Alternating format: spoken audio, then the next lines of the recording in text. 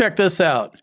If my doctor has included in my record I have headaches as a result from medication or just headaches in general, is that good enough for a diagnosis?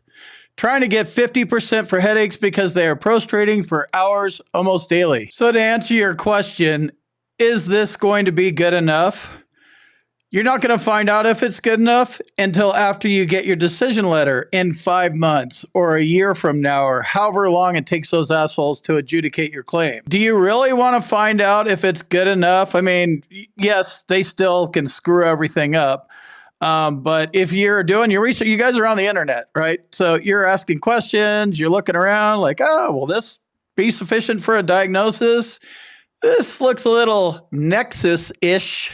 Not a word, this kind of looks like symptoms. No, diagnosis, symptoms, nexus. You don't want to wait 5 or 6 months and then get denied. Ah, fuck, this sucks. I kind of knew it. I knew it, man. I knew I was going to get denied. And then you have to go back and file a supplemental claim and then get medical evidence to submit in the appeals process. Now you're at 18 months. You could have just did this up front. Either way, you're going to need the medical evidence. Get it up front. This one, service connection for headaches. You were previously denied service connection because while your service treatment records reflects complaints, treatment, or a diagnosis similar to that claimed. Okay, let's look at that. It's a diagnosis. You need a current diagnosis. Reflects complaints, treatment, or a diagnosis similar. None of that shit's a diagnosis. So there's one thing. Read these decision letters that are in forums and stuff like that. You can get a lot out of reading from these things. We did not find a link between your medical condition and military service. The nexus is the link. We didn't find the link. We didn't put any effort into looking for it, but we still didn't find it anyway. You're fucked.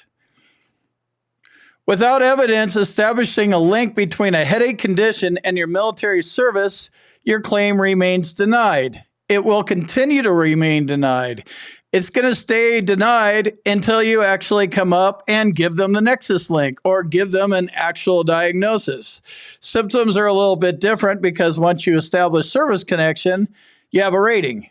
It may be 0% rating, but you don't have to worry about the diagnosis or the nexus anymore. Now you need to get these symptoms properly documented. Here's a list of going to the doctor. There's a scar. There's follow-up injections. There's severe lower back pain. There's some cramping and some other shit. It'll say diagnosis. Do you see a diagnostic code? No, this is just a list of doctor's visits, and this is not a clear diagnosis with a diagnostic code. This is just a problem list of sorts. Here's one for service connection for a neck condition. Your service treatment records do not contain complaints, treatment, or diagnosis for this condition. The evidence does not show an event, disease, or injury in service. It calls for a current diagnosis. So really, they don't even need to say contain complaints or treatment because they're irrelevant. What's relevant is the diagnosis, but your service treatment records don't have any of this shit. So kick rocks, veteran. Here's another one. This is in the My Healthy Vet stuff, the Blue Button Report. The famous SCT codes. Damn, this is looking pretty legit. This looks like it might be a diagnosis. Technically, this is a finding, meaning a clinically significant observation, but it's not a diagnosis. It's an SCT code. The VA uses a system called Systematic Nomenclature of Medicine for identification of patient problems. This, again, is not a diagnosis. None of these things are a diagnosis. You need a diagnosis, a current diagnosis. So none of these things are a diagnosis, so you need to find one. This is a diagnosis. Does the veteran have a diagnosis of PTSD that conforms to DSM-5 criteria? Yes. ICD code F43.10. Check. Yes. Going down the page. Mental disorder diagnosis number 1. PTSD. ICD code and there's comments. This is a diagnosis, and this is exactly what you need to submit when you file your claim. You file this up front when you submit your claim, and then you have it. You have your diagnosis. You have your symptoms. You have your nexus. In this case, this is just covering the diagnosis part. You get medical evidence to support your disability from a doctor. Your evidence is going to be challenged at your C&P exam by another medical professional. They might be a real doctor, or a nurse, or a PA, or a chiropractor, or they might just be some other asshole. You don't know what you're going up against, so you want to get a real doctor to write a real opinion, diagnosis, symptoms, all that stuff for you, because you might be going up against another real doctor. It matters. The C&P examiner is hired by the VA to deny your claim. You're not paying for your C&P exam. The VA is paying for your C&P exam. They are getting paid to deny your claim. They're not on your side.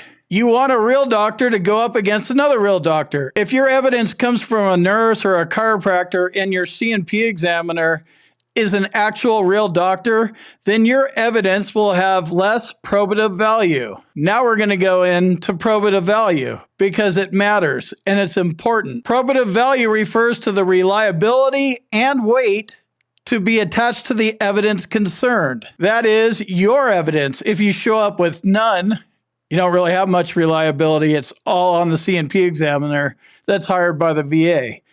If the evidence that you show up with is from a nurse or somebody that's lesser qualified than a doctor, then it's going to carry less weight. So you show up with your nurse medical evidence and you go up against a C&P examiner, he's a doctor. This guy's going to have more probative value every day of the week, all day long. That's just the way it is. Here's a snippet out of the M21-1 adjudication manual that covers the principles of reviewing and weighing evidence. This is what the VA raters do. They want to determine the probative value. They want to see if it's relevant. They're going to weigh the evidence and see how much probative value your evidence has. So if your evidence has none, they're not going to give you much. All right, I got it. Good enough isn't good enough. I need to win. What do I need to do? How do I do this right? You hire a real doctor yourself that's on your side that you pay for. That's how you do this. You don't rely on the C&P examiner. That's a hired gun by the VA. Let me jump in here real quick and tell you about my boot camp. If you want to learn more about the VA claims process, check out my boot camp. You can talk to me live. There's a link on the website.